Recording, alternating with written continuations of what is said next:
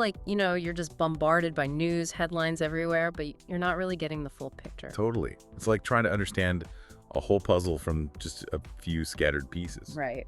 So today we're diving into something that's been really heavy in the news lately, this brutal murder in Bengaluru.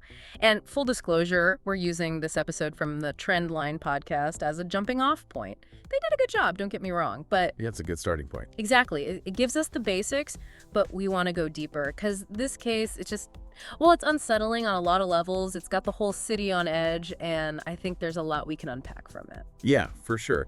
And what makes this case particularly fascinating, aside from the tragedy of it, is how it's sort of become this focal point for a lot of anxieties that were already simmering beneath the surface in Bengaluru.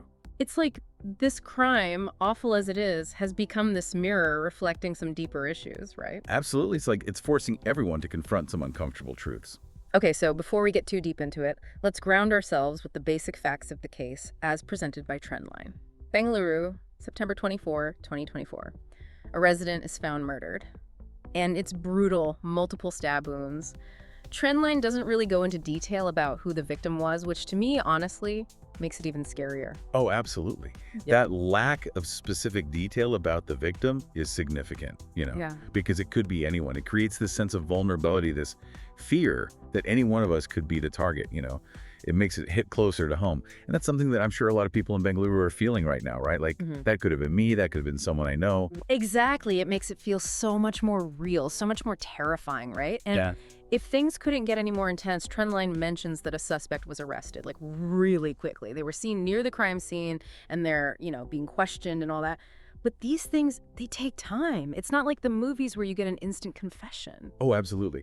Investigations are complex. They take time. You've got to be thorough, gather all the evidence, dot your I's, cross your T's. And it's tough because the public always wants answers immediately, which is understandable. But it's a process. And you can feel that tension in the Trendline episode, right? This need for answers, this desire for justice, it's palpable. And from what they've described, it seems Bengaluru is really shaken by this. There's this fear, this outrage, calls for justice, even talk about protests. It's like this murder has become a breaking point. It has.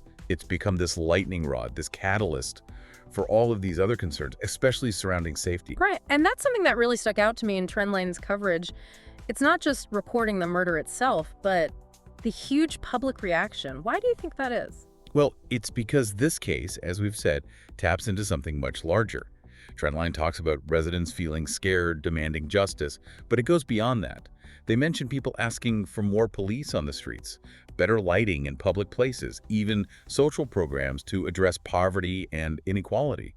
It's like people see this crime as a symptom of these larger systemic issues. It's like they're saying, this wasn't just a random act, this is a pattern, and we need to address the root causes, right? Exactly. It's like they're saying, okay, finding the perpetrator is important, but it's not enough.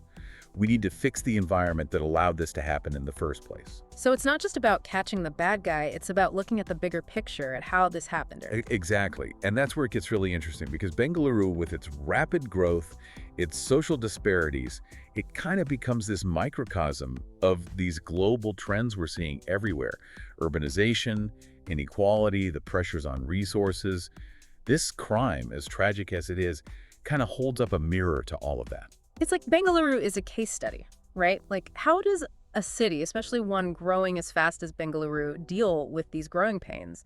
How do you maintain safety and security when the very fabric of the city is changing so rapidly? All right. It's a huge challenge.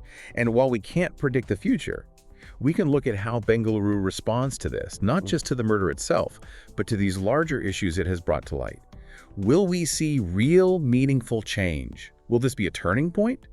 Or will it just fade away? That's the question, isn't it? Only time will tell, I guess. But it's definitely something worth thinking about.